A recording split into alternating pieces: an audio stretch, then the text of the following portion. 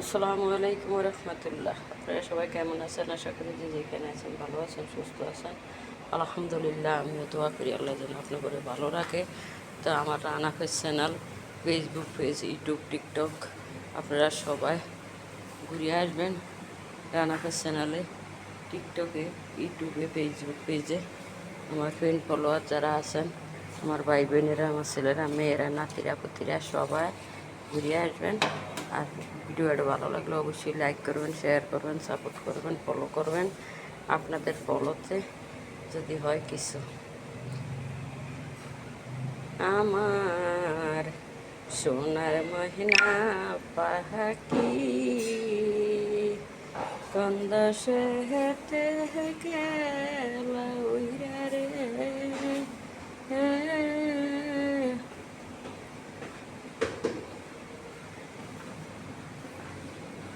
দিয়া মোরে পাহাকি রে, আমার সোনার মহিনা পাখি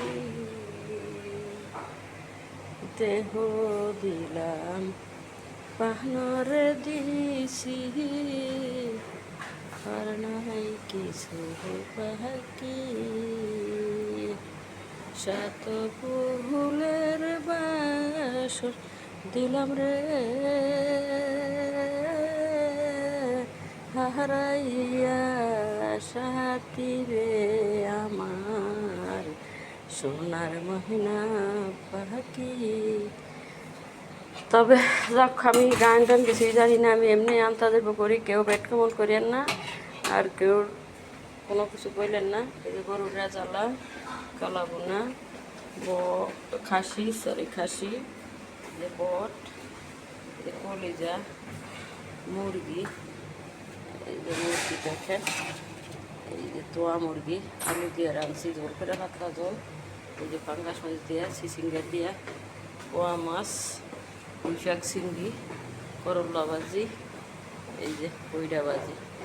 তো আপনারা কে কোথা থেকে আমার ভিডিওটা দেখেন অবশ্যই লাইক করবেন, শেয়ার করবেন, সাপোর্ট করবেন।